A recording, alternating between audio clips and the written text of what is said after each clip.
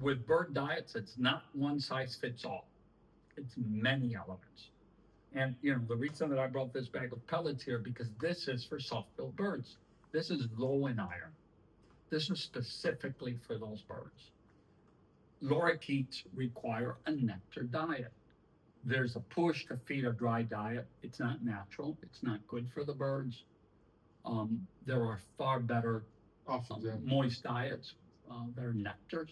Now, you can enrich, like the lorikeets, I always add coconut sugar inside to the nectar, and I add cracked pollen that I hand grind, and I add some paprika because it enhances the flavor and the color, right? And yes, right. And makes the nectar a little bit redder, so it's more attractive to the birds.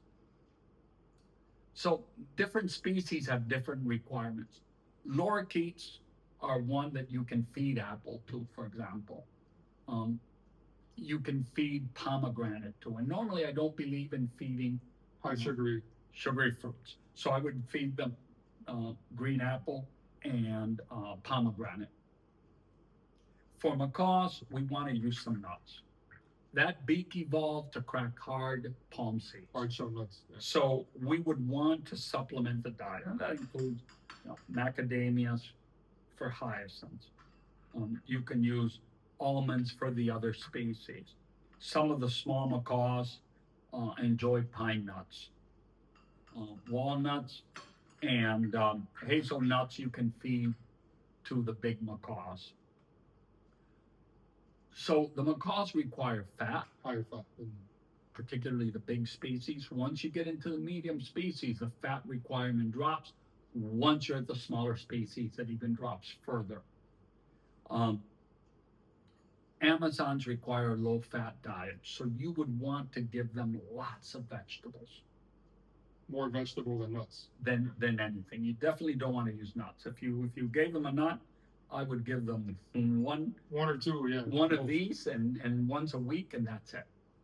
The same thing with cockatoos. Focus on vegetables. If you wanted to give something,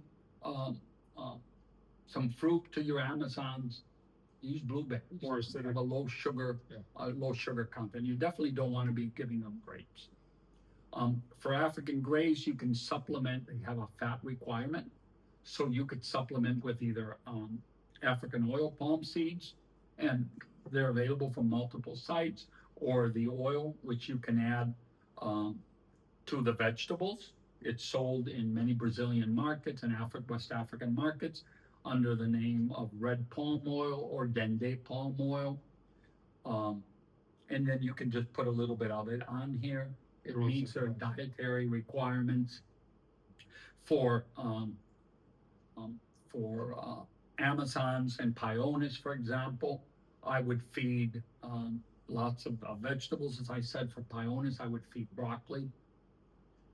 Eclectus, I would feed lots and lots of fibrous vegetables, lots of beta carotene rich vegetables. Cockatoos, again, low fat. If you want to use treats, use this. What about conures? Conures can be fed a little bit of fruit, mainly vegetables. I would give them nuts if you were a breeder and you wanted to breed them. A little spiky fat will increase the breeding mood.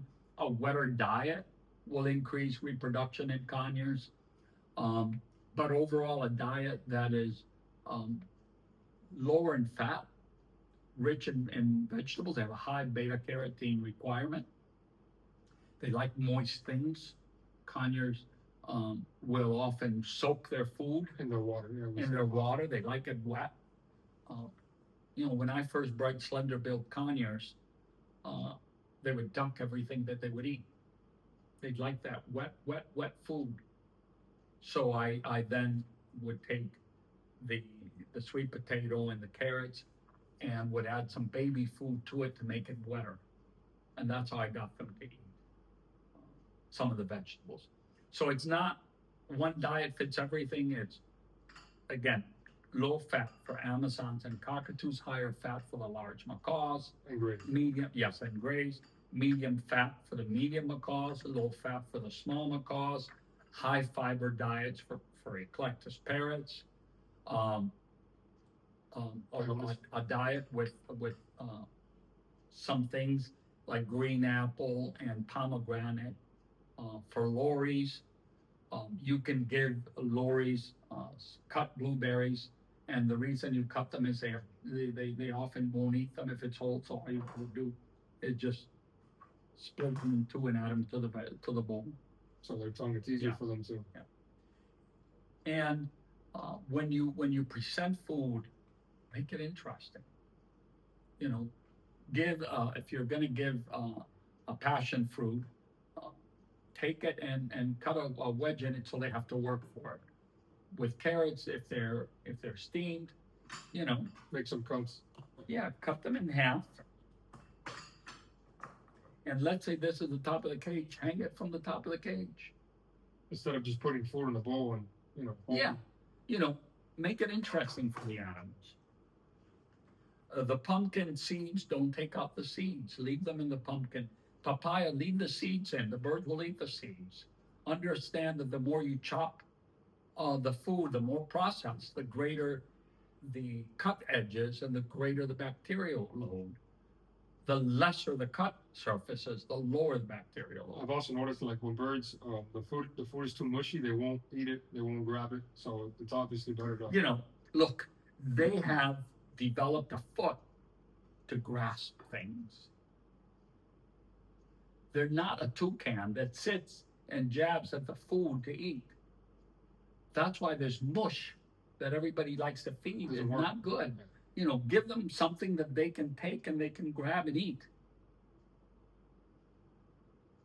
You know, I won't, for example, eat vegetable porridge. I want to be able to eat my vegetables in chunks. I don't like everything Mushy. cooked to the point of gruel. And the birds are the same. They've developed that foot with two toes forward and two backwards to be able to grasp things. The tongue can rotate the food in the foot so that they can eat it. They're not a toucan that takes jabs and eats whatever is there. We need to understand that. That's why toucans have three toes forward and one backward. They don't use it like that. Yeah. And I'm saying toucans, like I could say minor birds and many other species. So that's my opinion on it.